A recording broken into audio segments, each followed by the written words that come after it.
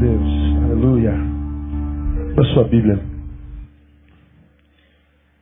No livro de Mateus, Evangelho segundo São Mateus, capítulo 23.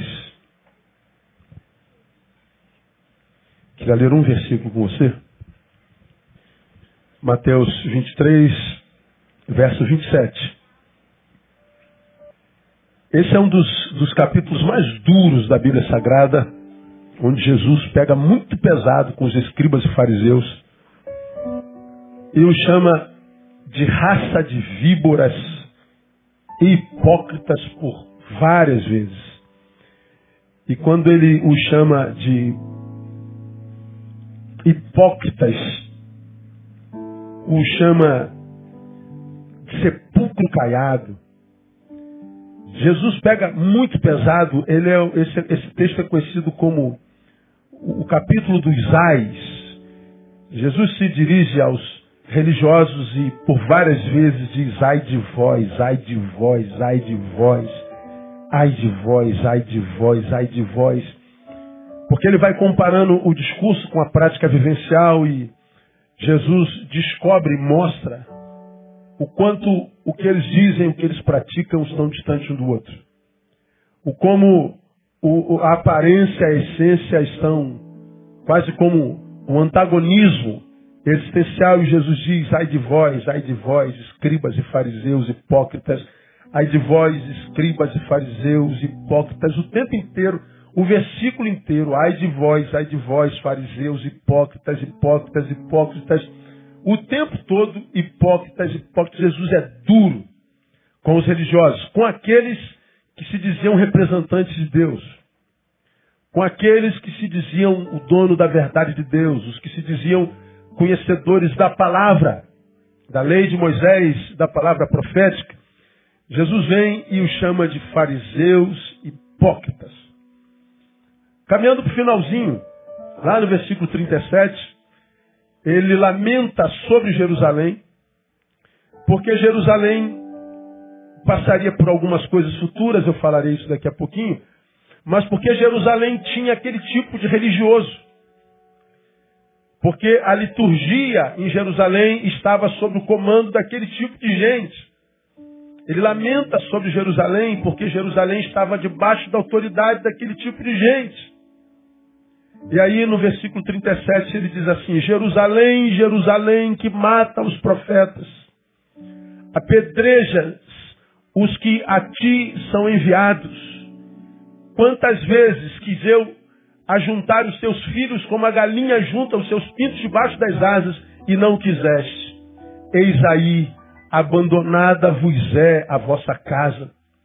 Pois eu vos declaro que desde agora de modo nenhum me vereis, até que digais: bendito aquele que vem em nome do Senhor. Jerusalém, Jerusalém. Jesus está chorando sobre Jerusalém. Jesus está pranteando sobre Jerusalém. Jesus está sofrendo a dor de Jerusalém, cidade para a qual ele tinha planos e a cidade a qual ele amava e amava demais. Jesus amava Jerusalém. E ele vê Jerusalém transformada numa cidade que nada tem a ver com aquela palavra que para ela foi liberada desde os primeiros profetas, desde Moisés. Quando Deus usa a lei de Moisés, toda a profecia revelando o seu projeto, até o Messias que nasceria nela, Jesus está revelando um plano que tinha para aquela cidade, mas porque o povo de Deus se corrompeu, nada daquilo se cumpriu sobre a cidade, sobre aquela nação. Jesus chora sobre ela porque ela não se transformou na cidade dos sonhos do seu Deus. E aí a guerra de Deus é contra, aspas, o seu povo. Escribas, os que tinham a responsabilidade de registrar o que Deus revelava, e os fariseus, os que interpretavam tal revelação. Eram os doutores da lei. Eram os representantes da religião, da ocasião. A guerra de Jesus é contra eles.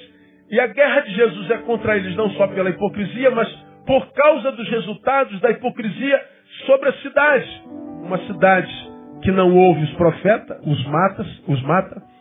Uma cidade que não recebe os enviados de Deus os apedreja. Uma cidade que diz Deus queria ajuntar como uma galinha ajunta os seus pintinhos debaixo das suas asas. E a cidade rejeitou a Deus. Então o versículo retrata o quê? Retrata a dor de Deus. E que na verdade é a dor da rejeição. Agora, a dor que Deus sente, que é a dor da rejeição, revela que tipo de Deus é o Deus que se sente rejeitado. Jerusalém, Jerusalém, Jesus está chorando. Ele está sentindo a dor da perda. E essa dor de Deus revela o Deus da dor. A dor que Deus sente pela perda, pela rejeição, a mim revela muito mais o homem e a cidade que o rejeita, revela muito mais a Deus que é rejeitado do que o homem que o rejeita. Porque o homem a gente conhece. A gente já sabe o que a gente é, o que a gente tem se tornado.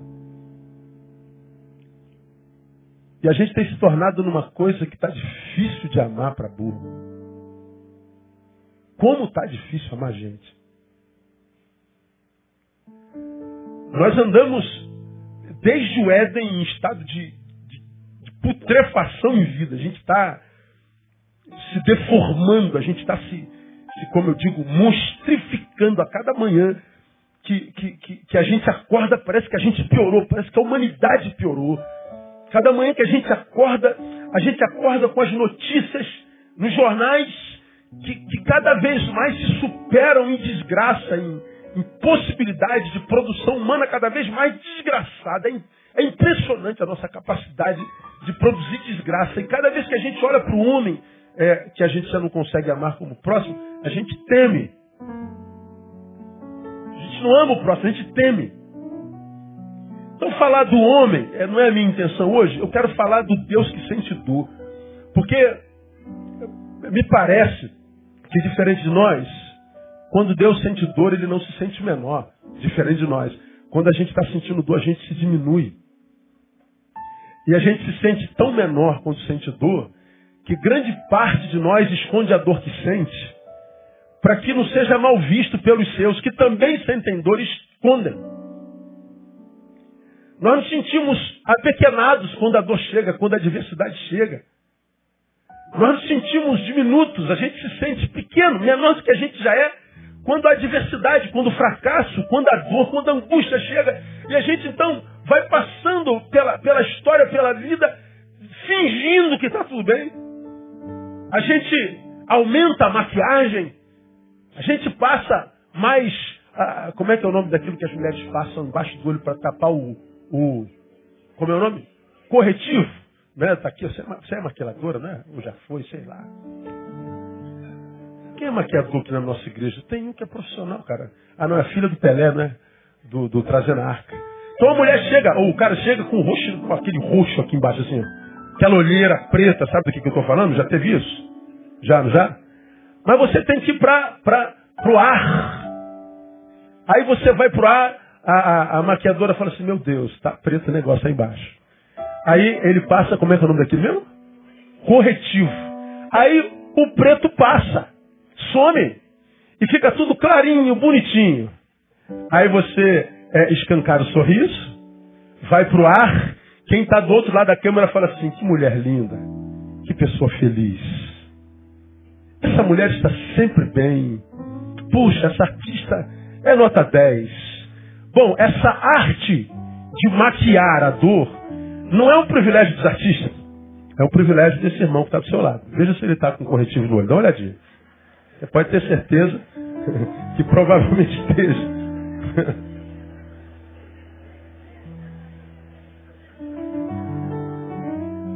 Esse sorriso que ele está dando é amarelo, isso é falsificado. Nós somos tendentes a maquiar a nossa dor. E por que a gente maquia a nossa dor? Para que ninguém nos veja menores do que eles. Para que ninguém saiba que eu estou passando por isso. A gente tem que manter a imagem, pastor. Nós não podemos demonstrar fraqueza, pastor. Pega mal para quem? E que mal é esse que pega? Que tipo de mal maquiar a dor pode gerar em mim, você e nós? Qual o mal efetivo? Qual o problema de dizer está doendo? Qual o problema de dizer não estou aguentando? Qual o problema de dizer socorro? Bom, nós, seres humanos, nos sentimos diminuídos quando a gente sente dor. Deus não. Jesus, que é Deus, aqui não esconde a sua dor. Jerusalém, você me rejeitou. Jesus está revelando a dor da rejeição, que é uma das piores. Porque como diz o ditado popular, mal ou bem fale de mim, porque quando falam mal de mim, quando fazem mal a mim, me notaram. Declaram que reconhecem a minha existência. Agora, quando nos ignoram, não falam mal da gente, não olham pra gente, não amam a gente. É como se a gente fosse um jarro numa sala que não tem sentido algum. A indiferença é muito pior do que o murro na cara. Muito pior.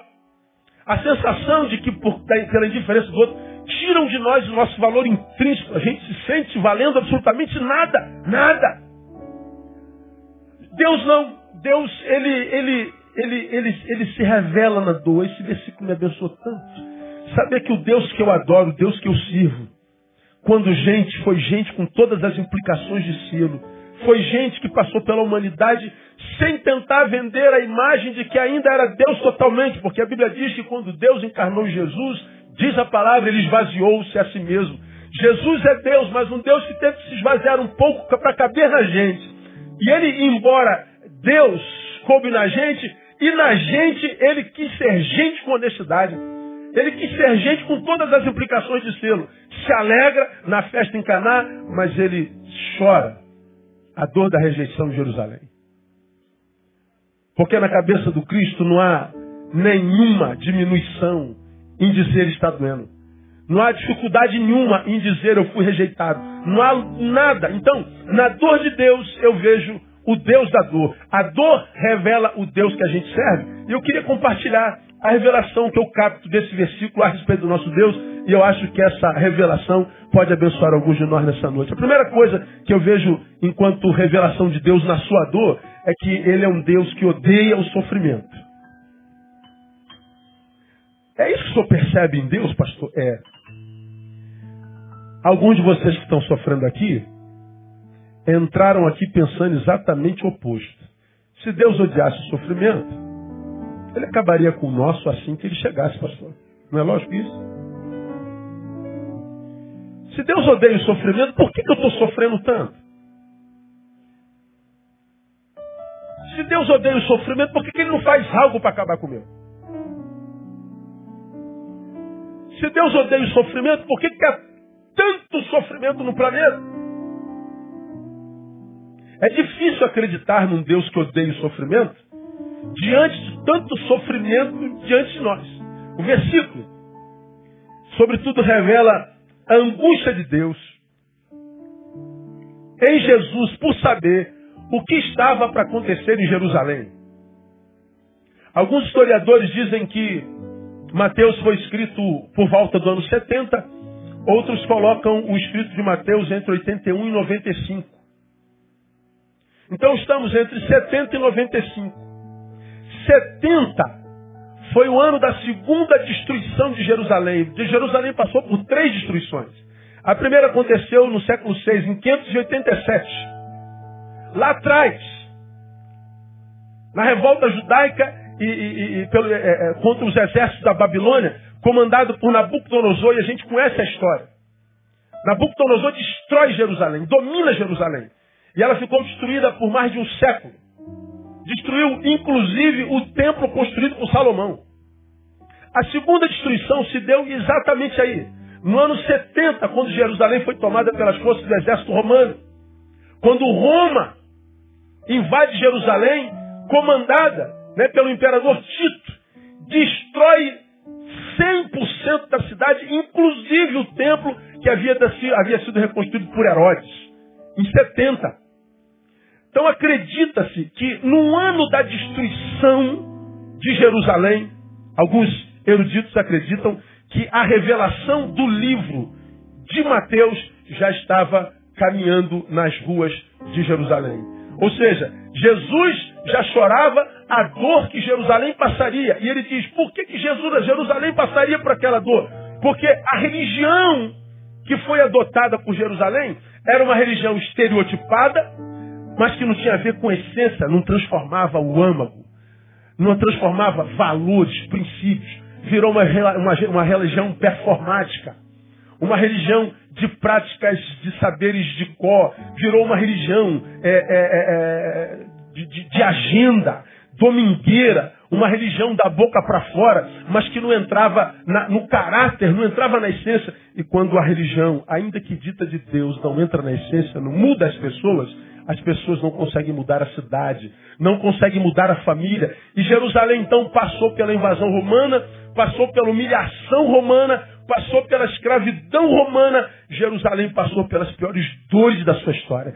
E Jesus está lá dizendo, Jerusalém, Jerusalém, você não precisava passar por essas dores. Jerusalém, Jerusalém, existem dores das quais nós podemos fugir. Existem dores que são impressas a nós pelo sistema. São dores da vida. São dores que nos acometem porque nós estamos vivos. É como eu já falei aqui, minhas contas todas vencem dia 11. Dia 11 é o pior dia da semana para mim, do mês. Quando eu acordo de manhã, você acredita? Todo dia 11 eu recebo aí uns 100 torpedos de amados meus que dizem assim, pastor, Deus te abençoe nesse dia. Nós sabemos que é o dia que o Senhor paga todas as suas contas. Pessoas se lembram disso e mandam torpedo para mim, mandam WhatsApp, me abençoando. E eu recebo cada um com ações de graça. Olha, lembrou de mim? Sabe que é o pior dia da minha semana? Porque pagar conta é uma desgraça. Porque você no Brasil paga por conta cujo serviço você não recebe. É um investimento sem retorno. Bom, nós temos dores que nos são impressas pela língua do outro, pela injustiça do outro. Inventaram isso a teu respeito. E você sabe que inventaram essa mentira a teu respeito. E você então sofre por causa disso. Você não pode fazer nada sobre a língua que te vem como flecha. Você não pode fazer nada contra a trairagem do seu amigo de trabalho, contra a traição da sua esposa, do seu marido. Você não pode fazer nada a respeito do abandono do seu pretenso amigo. Existem dores que são inevitáveis, porque a sua fonte não está em nós. Mas existem dores que nos acometem e cuja fonte somos nós mesmos. São equívocos existenciais. São posturas equivocadas no caminho. São burrices da nossa parte. É o que eu chamei domingo retrasado de autossabotagem.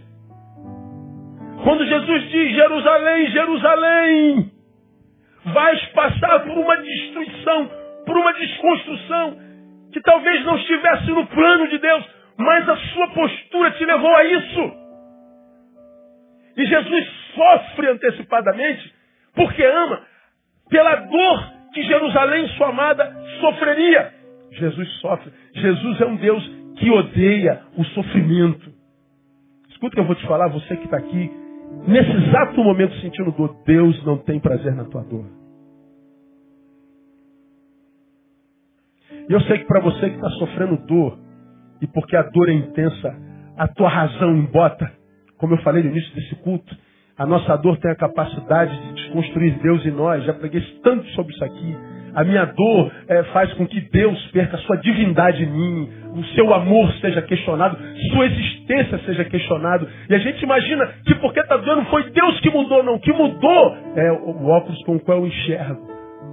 A dor embaça. A gente, porque não sabe lidar com dor, pela incapacidade que a gente tem de crer de que Ele odeia o sofrimento, nós vemos doutrinas ao longo da história brotando dessa incapacidade de acreditar que Deus odeia o sofrimento. Por exemplo, no início, já no primeiro século, apareceu o que a gente conhece como deísmo. O deísmo é uma doutrina nefasta que promulga, sobretudo, a existência de Deus.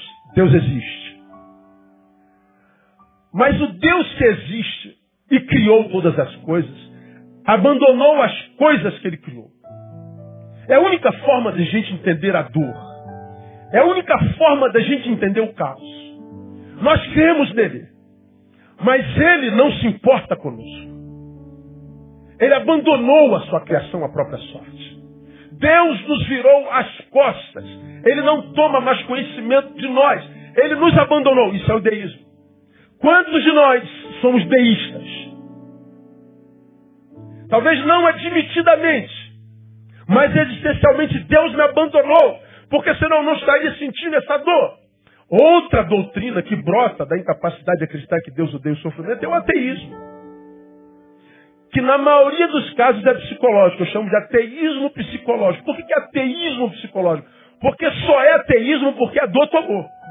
Ele cria em Deus até ontem, quando não tinha dor. Ele cria em Deus até ontem, antes do tsunami passar. Ele cria em Deus até ontem, antes da traição chegar. Antes do casamento acabar. Ele cria em Deus até ontem, antes da firma falir. Antes do câncer aparecer, ele cria em Deus. Ele o adorava com alegria. Nós víamos, nós éramos testemunha da adoração que ele tinha ao Senhor. Mas a dor chegou, embaçou o seu olhar. E agora ele olha e diz, Deus não existe, eu não acredito mais em Deus. Isso é um ateísmo psicológico. Não é um ateísmo de verdade. Eu digo que não creio porque eu estou decepcionado com ele. Eu digo que não creio porque eu não entendo um Deus de amor permitindo tanta dor. Eu não creio.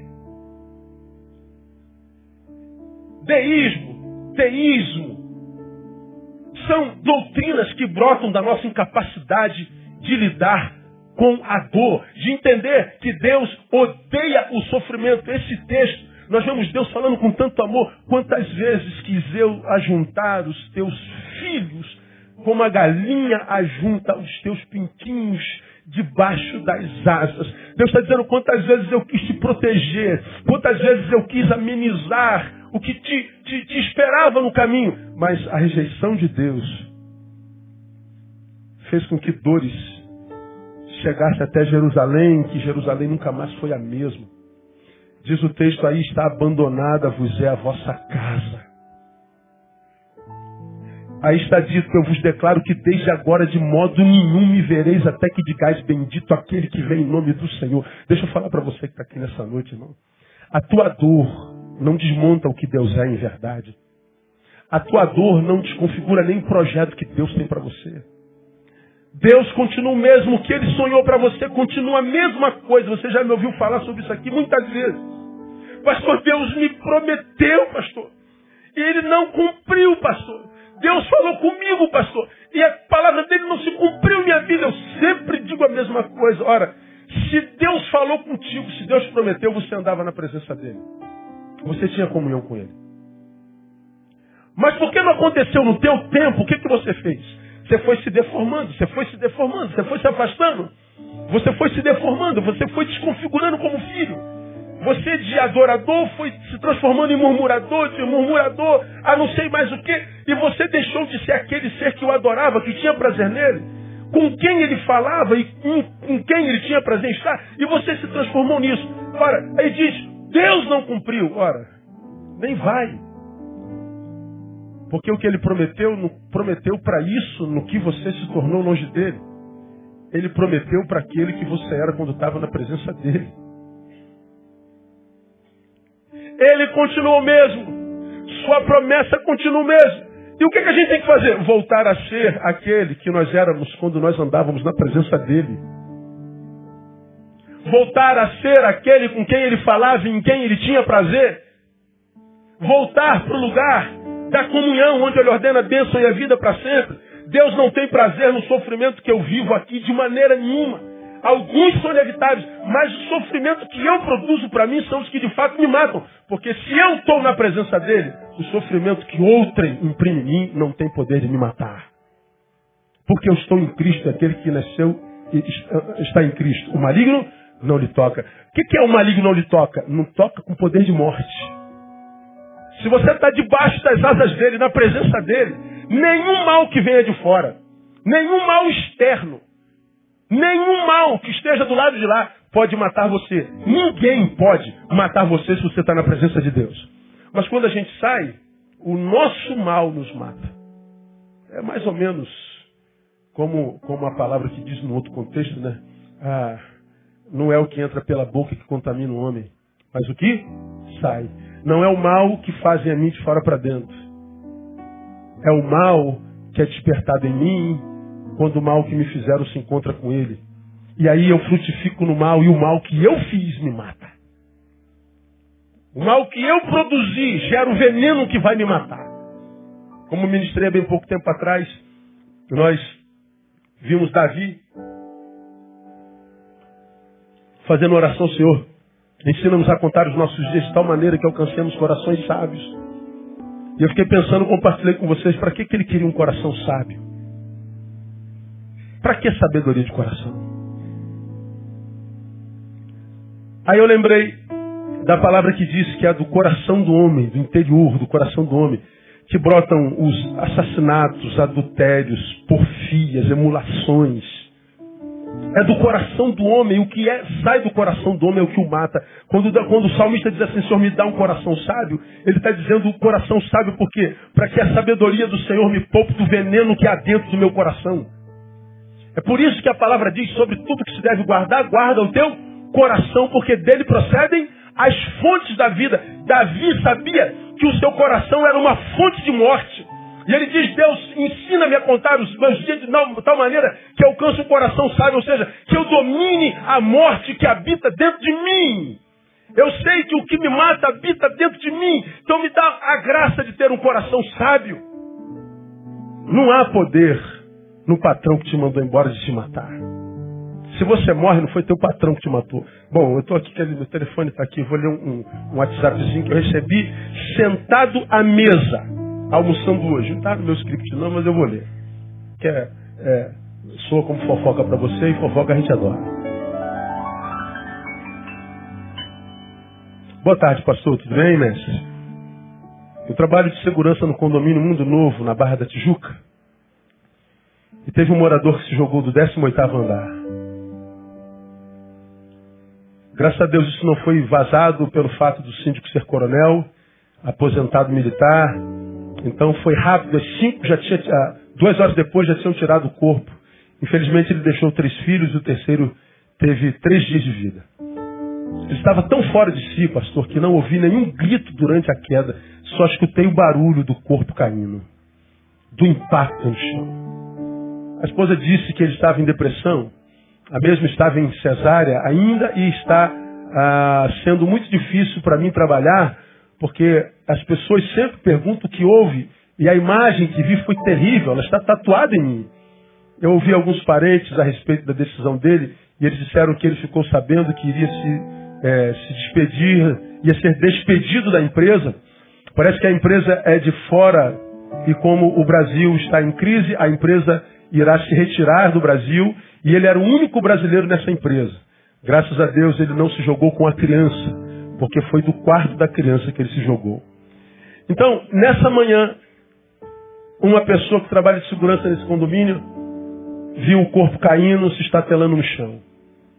A razão: a sua empresa está indo embora do Brasil. Ele ia ser demitido. Aí a gente podia pensar assim: pastor, ele se matou porque ia ser demitido. Não foi porque ia ser demitido. Porque você já foi demitido e está aqui celebrando a vida. Você já perdeu o emprego, você já teve duro, não já? Hoje é dia 1º, você já está com dinheiro no bolso? Ou já acabou o dinheiro do salário? Sempre sobra mês para o nosso salário, não é verdade? Pois é. Aí, aliás, hoje a briga na internet, eu estava vendo lá o culto da manhã, era sobre o meu relógio.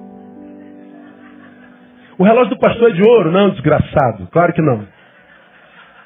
Isso aqui é de camelô. Custou R$85. É levinho. Ó.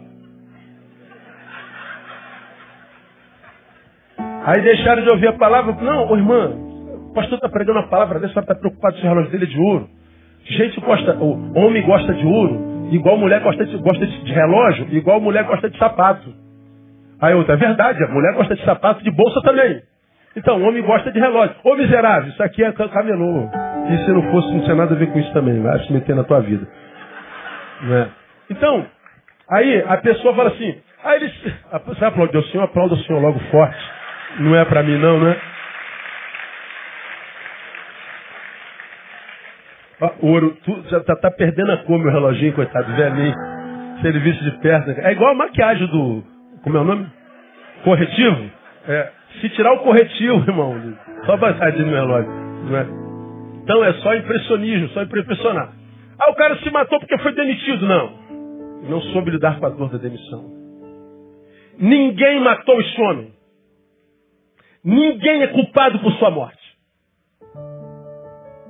Ninguém é culpado pela morte, pela dor de ninguém. Nossa incapacidade de lidar com a dor gera em nós uma visão a respeito de um Deus que nada tem a ver com o Deus da palavra e gera em nós uma visão por nós mesmos muito diminuta. De modo que sem Deus, porque nós mudamos a Deus e nós não mudamos, nós cavamos a nossa sepultura na solidão da nossa própria angústia.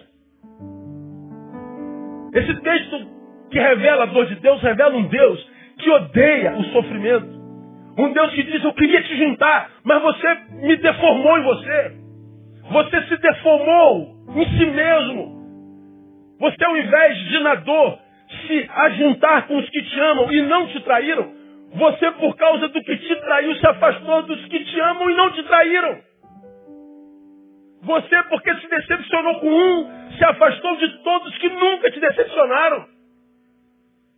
Você, que sempre amou e foi traído, porque foi traído, deixou de amar. De modo que o que te matou não foi a dor da traição, foi porque você parou de amar por causa dela. A vida se desconfigura no olhar e a nossa vida será a proporção do que a gente enxerga. A vida é a proporção dos olhos do seu observador. Deus odeia o sofrimento. Eu queria ter juntado você, Jerusalém, mas você se deformou, Jerusalém. Jerusalém não precisava passar por essa dor. Você, de repente, está passando por uma dor pela qual não precisava passar. Você só precisava voltar. Fazer o caminho de volta. Eu não sei qual é a tua volta e qual caminho é esse para onde você volta. Mas se você voltar para o lugar no qual você falava com Deus, porque você estava na presença dele, você pode ter certeza que os dons e a vocação, portanto as promessas são irrevogáveis. Está tudo lá te esperando de volta no nome de Jesus. O caminho é o retorno. Porque Deus odeia o sofrimento. Foi Ele quem disse, vinde a mim cansados e sobrecarregados. Você que está sofrendo, vem a mim, eu aliviarei você. Agora você já aprendeu nesse texto que não basta vir, tem que vir e aprender. Porque se a gente vem e não aprende, a gente não encontra descanso. Tem que aprender, é relacionamento. Quando a gente vê Provérbios 14, 13, há um versículo no Provérbios 14, 13 interessante, diz assim, ó, até no riso terá dor o coração, e o fim da alegria é a tristeza. Até no riso terá dor o coração. O que o texto está dizendo? Não há nesse mundo alegria pura.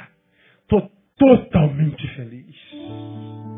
Estou totalmente pleno. Tudo está no lugar. Tudo é muita coisa. Ele está dizendo que nesse mundo, ainda que eu esteja sorrindo, há dor no sorriso. E o fim desse sorriso é tristeza. Ele está dizendo que dores fazem parte da vida. Mas a dor que mata é a que a gente imprime contra nós mesmos. Então, você que de repente está no sofrimento, e teu sofrimento já está mudando o que Deus é para você, Deus te chama mais uma vez nessa noite e diz, filho, não se permita deformar a ponto de me ver deformado em você. Não espere Deus falar a teu respeito, Neil. Não deixe Deus se sentir rejeitado por você por causa da sua dor. Ele te ama. E você pode ter certeza que quando Ele ama e é permitido materializar o seu amor em nós, toda dor tem prazo de validade. Eu quero profetizar que a tua dor está acabando nessa noite, no nome de Jesus. Essa que está te matando. Mas eu vejo uma outra revelação de Deus nesse sofrimento dele. Eu vejo um Deus de carinho. Ele não só odeia o sofrimento, mas eu vejo um Deus carinhoso. Um Deus de intimidade e um Deus de proximidade. Jerusalém que mata os apedrejos que são enviados. Quantas vezes eu quis ajuntar. Estava vendo uma matéria ontem no Animal Planet, gosto demais daquele canal, a história de uma gambá que teve 8 filhotinhos. E a gambá ia para um lugar, aí um filhotinho para lá, outro para lá, e os outros vinham juntos. Mas 2 tinham espírito de rebelião. Não acompanhavam os outros de jeito nenhum. O que a gambazinha fazia? Deixava os outros e ia com o focinho dela, parece um rato, né? Empurrando os outros filhotes com o espírito de rebelião, ajuntando junto dos outros. E eles insistiam em se afastar da mãe sem saber para onde ia, porque era pequenininho. E a mãe ajuntando os gambazinhos, bicho feio, juntando junto dos outros. Até que ela teve uma ideia brilhante. Eram vários. Ela foi empurrando de tal forma os 2 rebeldes que jogou no meio dos outros 6. Os outros 6 ficaram ao redor e eles iam marchando e os outros 2 do meio iam quase que sendo empurrados. Eu falei, que legal, né? A mãe cuidando dos seus filhos. O animal tem o instinto do cuidado. Você acompanhou uma reportagem, eu não posso dizer se é verdadeira. Eu li em 2 lugares, de um bebê que foi abandonado pela mãe, ainda com cordão umbilical. Um cachorro pegou com a boca e levou para uma casa mais próxima. Salvou a criança. Vocês viram essa matéria? Quantos viram essa matéria? A maioria. Eu não sei se é verdadeira, mas eu li em 2 lugares diferentes, acredito que seja. Tem fotos, né? A mãe abandonou com um cordão.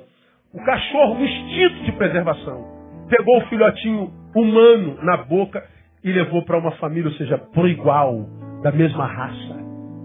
Quis ajuntar o filhote isolado a alguém da sua própria raça. Veja, o animal tem noção da nossa necessidade intrínseca de caminhar junto.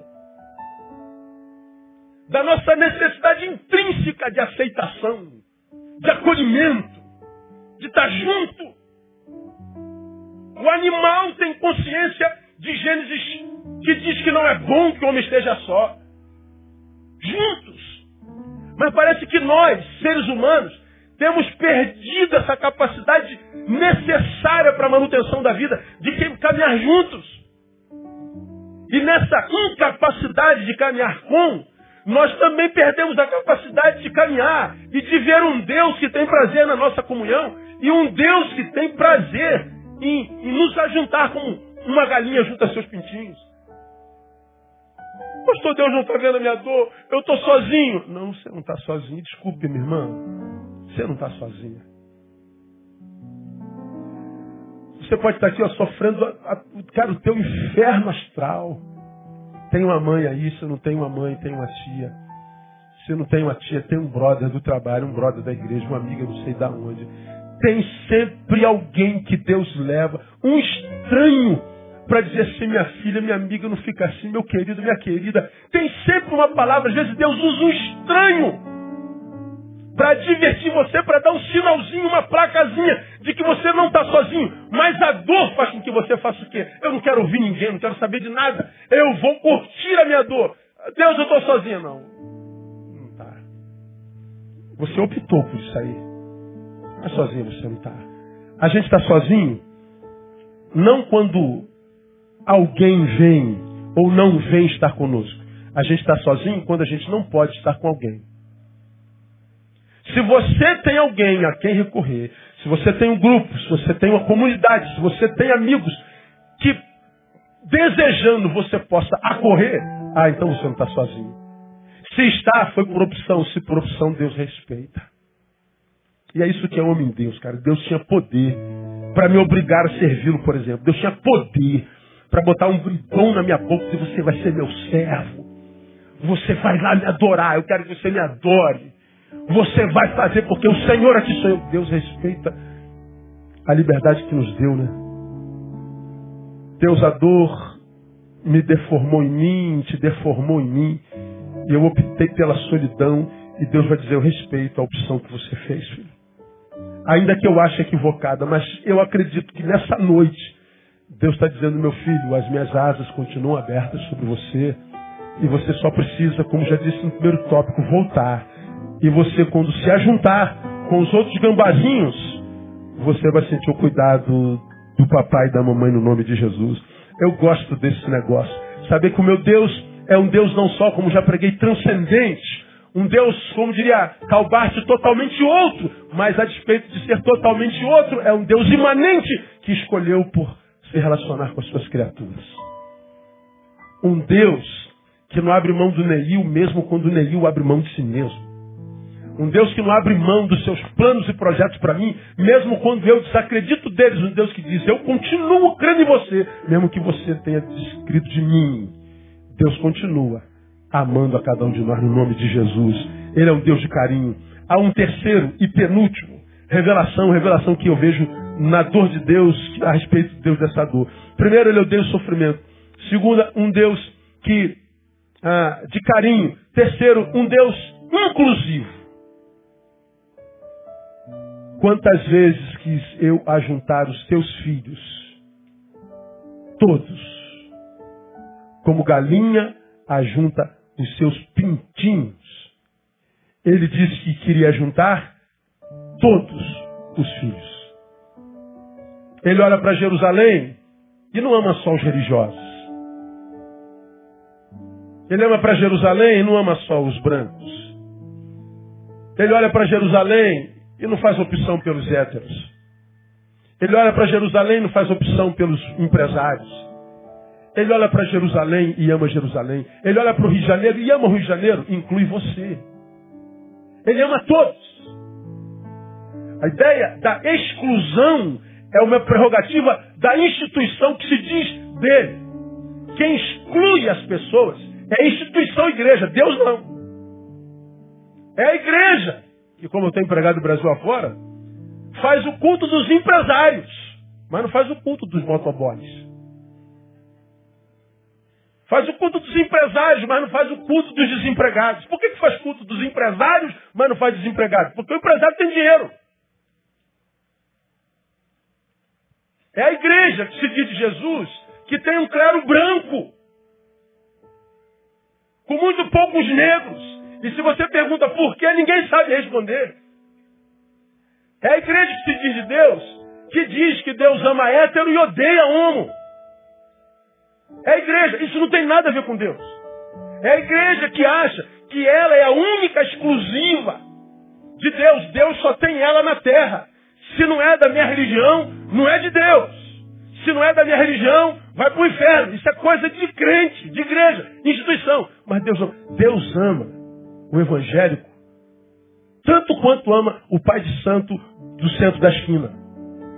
Deus ama você, Dom Juan, que pega todas, tanto quanto esse irmão que está do seu lado, que é pego por todos. Que é isso, pastor? Sangue de Jesus tem poder, está amarrado. Ama.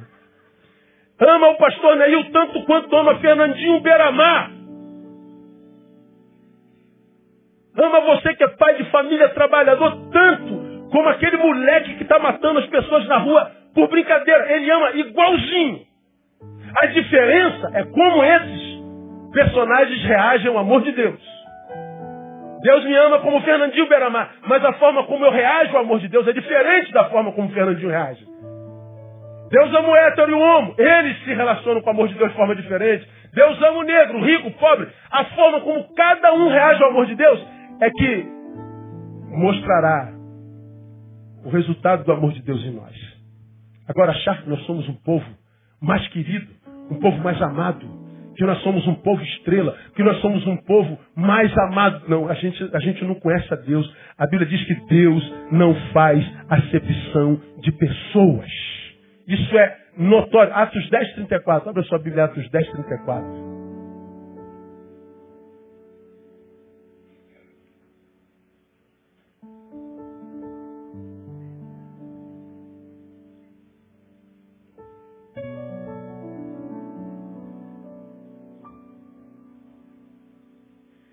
Atos 10:34 registra um episódio marcante na Bíblia Sagrada, quando Pedro tem uma visão de um lençol cheio de carne de porco. Então tinha carré, tocinho, feijoada, lombinho, rabo, joelho de porco, imagina, é a glória. Aí Pedro era judeu tem aquela visão da carne de porco no lençol. E Deus aparece e ele diz assim, coma tudo que está aí. Diz, Deus, eu não posso comer o que é imundo. Aí Deus fala para ele, não chame de imundo aquilo que o Pai santificou. A tua religião diz que porco é imundo. Mas eu estou santificando esse porco, coma.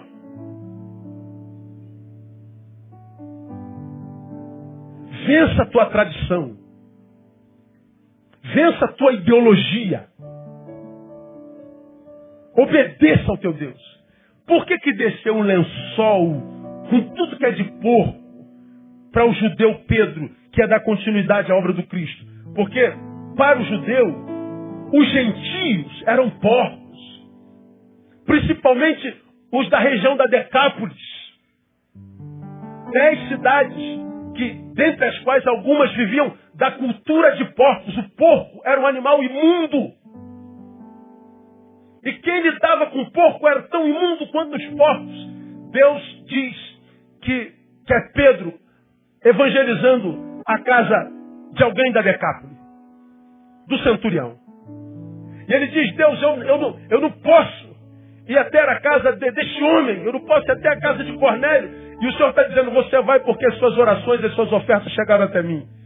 E Pedro então vai, contrariado até a casa de Cornélio, ele prega a palavra, diz que o Espírito Santo desce lá, toma todo mundo. E Pedro fica estarrecido porque ele imaginou que o Espírito Santo era uma exclusividade dos judeus.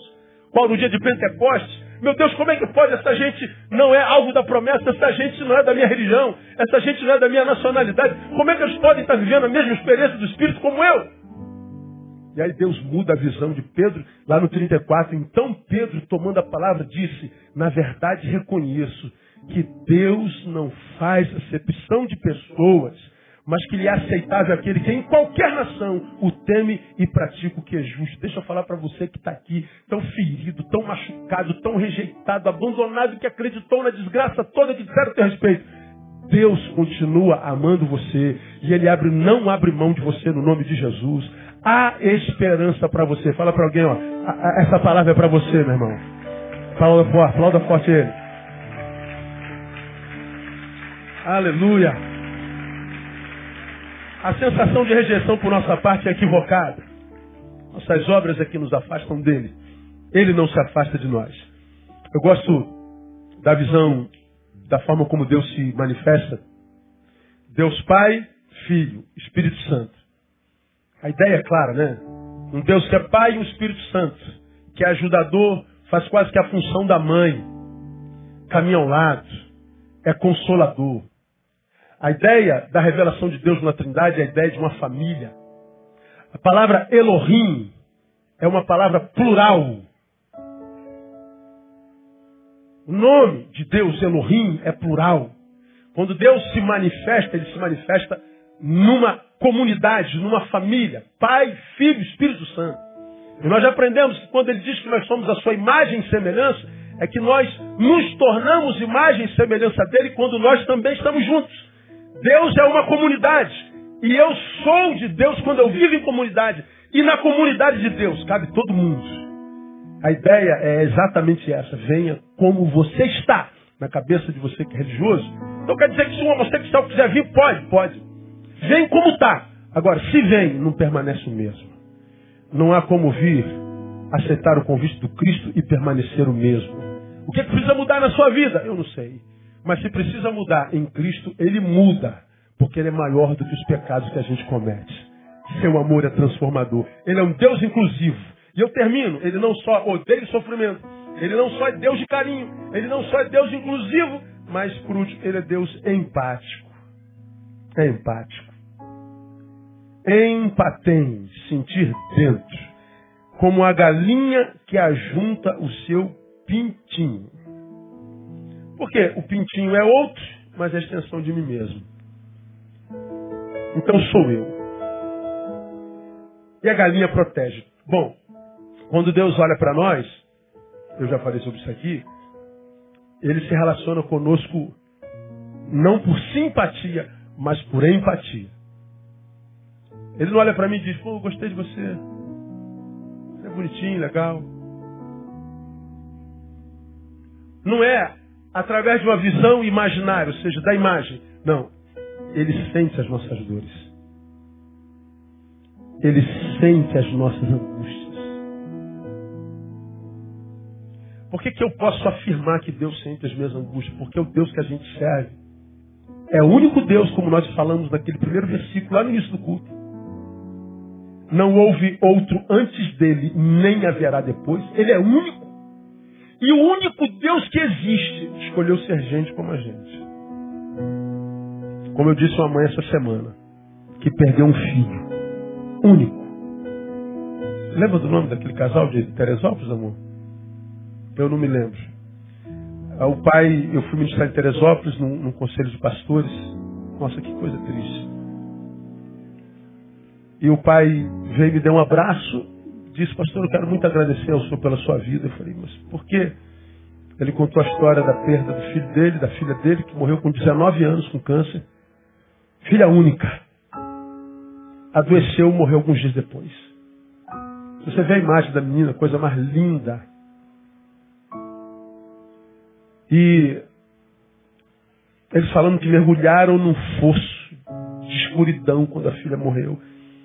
E lá naquele fosso ele foi alcançado pela palavra que eles ouviam pela internet. Quando cheguei, eles me deram um abraço como quem me conhecesse há muito tempo. Nós queremos agradecer ao Senhor, louvar a Deus pela sua vida. Sua palavra nos sustentou no momento mais difícil.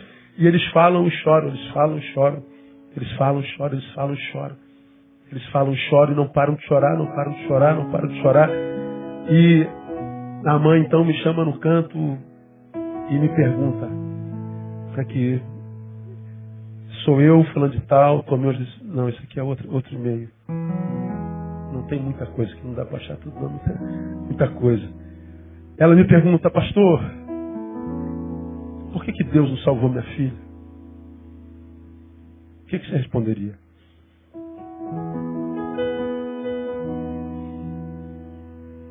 Filha única, pastor. Fazendo faculdade. Deus não tinha poder para curar o câncer? Ó, abracadabra, puf, curou. Por que ele não fez? Quem pode responder isso? Você está aqui, ó, tem o Milton Ione. Câncer no pâncreas. Deus tem poder para curar isso, sim ou não? Tem. Deus não tem poder para curar a coluna, sim ou não? Quantos tem hérnia de disco aqui? Levante a mão. Aí. Tamo junto, irmão. Tem poder para curar. Por que não cura?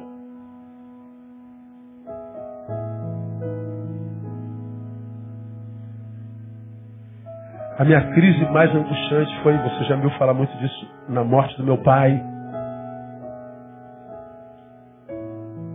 E ver meu pai partir tão cedo, eu no início do meu ministério, uma angústia, que raiva que eu senti de Deus. Deus, qualquer um morreria agora. Meu pai não, o homem mais santo que eu já vi na minha vida. O homem mais justo. Mas manso, eu tenho 50 anos de vida quase, nunca achei no caminho um outro crente igual meu pai. Não podia, Deus, mas esse é o meu juízo. E o nosso juízo sempre tende para o nosso lado, sempre tende para o nosso bem, sempre tende para o nosso conforto. Como disse Dostoiévski, qual é o problema do sofrimento? É que ele muda nossos hábitos.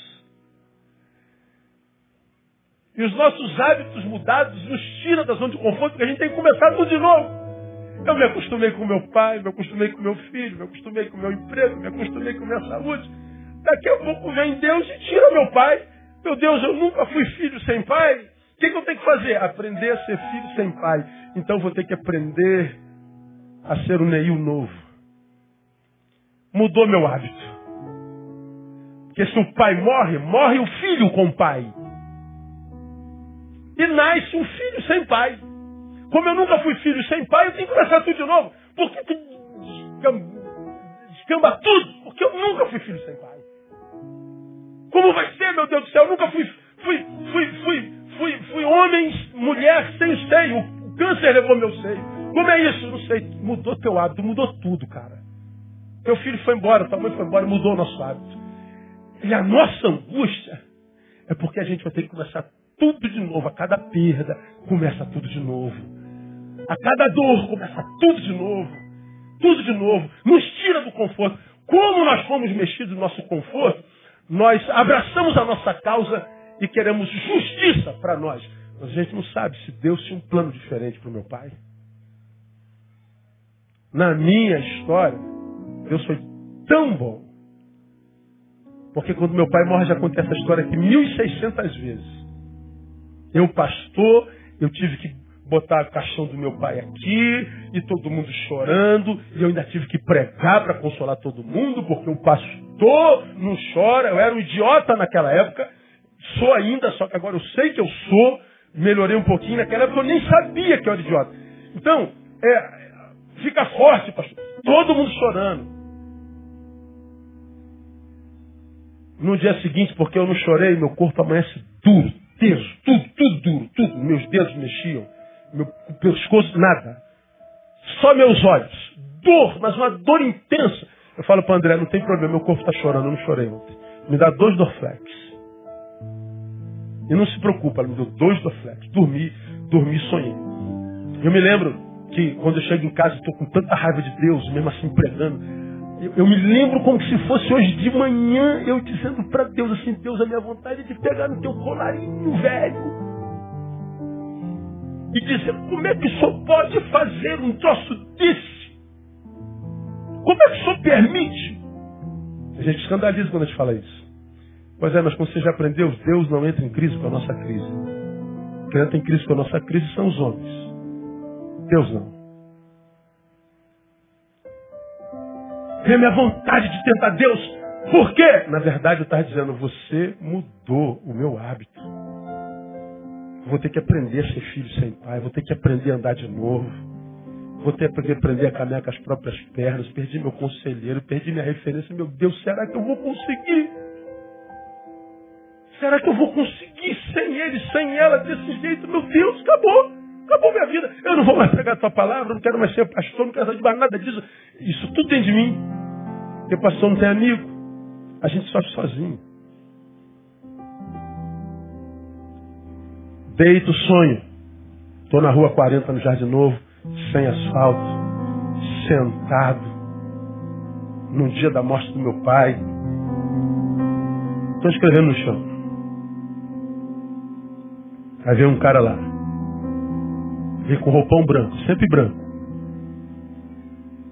Aí ele saiu do meu lado. Daniel, tudo bem? Pô, te conheço. Mas eu te conheço bem. Tá triste? Falei, tô. Porque meu pai morreu. Tô chateado com Deus, aborrecido e tal. Eu falando a minha dor. Naquela época eu não sabia que é porque mudou meu hábito. Aí você está triste porque seu pai morreu. Pô, mas isso não é razão para estar triste. Eu falei, como que não é para estar triste? Você está maluco, cara. Você conhecer meu pai melhor do que você. Eu levantei, fiquei com raiva dele. Como que você conhece meu pai? Eu conheço melhor do que você. Quem é você? Não importa. Mas qual é a causa? Pô, meu pai tinha comprado uma casa em Macaé, disse que ia morar lá com a mãe, reuniu os filhos, aposentou agora e tal. Ah, você está chorando porque teu pai tinha comprado uma casinha, mas teu pai não merecia uma casinha em Macaé. Ó, tu imagina. Tá maluco, cara? Aí eu peguei no colarinho dele. Eu não conhecia meu pai, nada, cara. Não sei o que eu tava colocando minha ira pra fora. Era só poder, assim, quando a gente tá muito dolorido, a gente fica doido pra alguém falar uma besteira pra gente dar no queixo. A gente vai vociferando, né? A gente critica todo mundo, a gente zoa todo mundo. Porque a gente tá doido pra alguém reagir, pra gente jogar toda a nossa ignomínia em cima dele. E ele falou, teu pai não mereceu uma casinha em Macaé, meu irmão. Como que meu pai não merece uma casinha em Macaé? E eu fiquei com raiva, sacudiu o cara. Falei assim, pô, Neil, tá vendo como é que você não ama teu pai como eu? Teu pai era um pai bom, meu pai foi o melhor, teu pai era um bom crente, foi o melhor. Meu pai foi o melhor, meu herói. Então teu pai não merecia uma casinha em Macaé. Teu pai merecia uma mansão no céu. Uma casinha em Macaé para teu pai, não era nada. Você está chorando, Neil. Não é pelo teu pai, você está chorando por si mesmo. Teu pai morreu em Cristo, não perdeu nada. Quem perdeu foi você. A tua dor não é pelo teu pai que se foi porque você ficou. E porque você vai ter que começar tudo de novo. Mas se você se coloca no lugar do teu pai, você vai ver que o teu pai nesse exato momento está muito bem. Eu acordo. Quando eu acordo eu não tenho dor. E acordo confortado por saber que no prisma do meu pai, ele está melhor do que eu. Eu acordo e me lembro, caramba, antes de dormir, a minha vontade era de pegar no colarinho de Deus e sacudir. Eu sonho com ele e ele me permite pegar no colarinho dele e sacudir. Um Deus que entende as nossas dores, cara. Meu irmão, escuta o que eu vou lhe falar. Ele sabe o que você está passando. Teu Deus não é retardado. Teu Deus não pode ser um pai pior do que você, porque eu sei que se você puder, você protege teu filho de todas as dores. Mas se você não deixar teu filho sentir dor, você gera um delinquente. Se ele errar e você não poupá-lo da punição, se ele errar e você poupá-lo do castigo, você forma um bandido. Temos que colher nossas consequências. Agora, a dor que a gente produz, algumas delas a gente não precisa pedir. Escuta, não permita que a dor que você está sentindo deforme você em você ou deforme o que Deus é em você.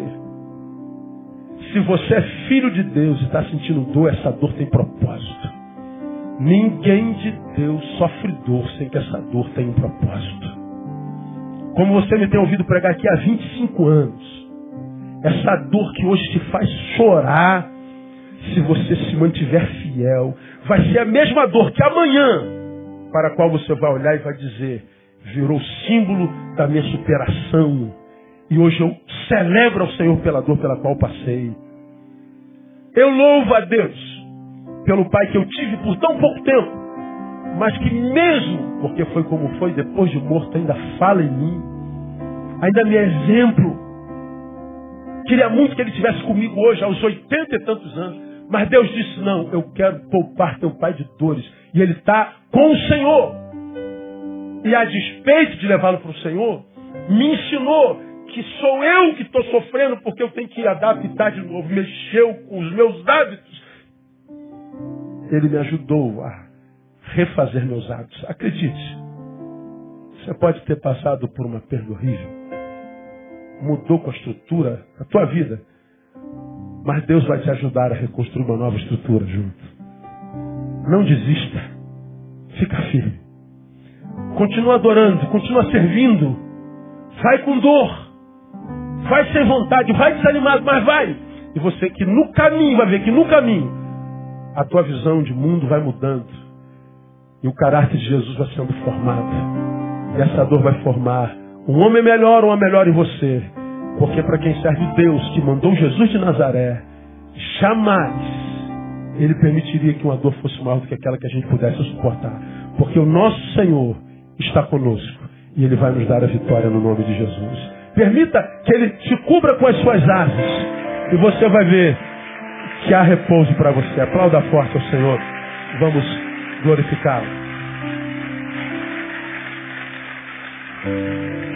Eu queria orar com você que está aqui nessa noite. Para quem o Senhor liberou essa palavra. Ô pastor, eu louvo a Deus por essa palavra. Eu precisava dela. Ô Deus, eu precisava dessa palavra. Eu precisava desse conforto. Eu precisava saber que Ele está me vendo, que Ele é testemunha. Ele sabe o que você está passando. Eu quero orar para que Ele restaure a tua força nessa noite, a tua esperança. Nós vamos cantar uma música que diz, sua morte ali na cruz, carregando a minha dor, você se expôs por mim, se entregou em meu lugar, me deu uma nova chance, eu vou recomeçar. Vou deixar na cruz tudo que passou, tudo que ficou para trás. Vamos ficar em pé. Vamos cantar essa canção. orar essa canção. Vamos cantar essa oração. E se foi contigo que Deus falou e você queria lançar sobre ele a sua ansiedade, a sua dor, sai do seu lugar, vem aqui à frente. Eu quero orar com você, não é só por você. Porque sofrimento faz parte da vida. Vamos louvar, que o Senhor renove a tua força nessa manhã no altar, nessa noite no altar.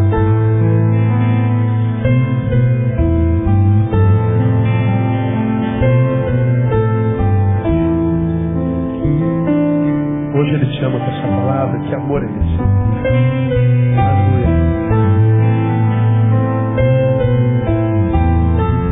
Vem e deixa na cruz.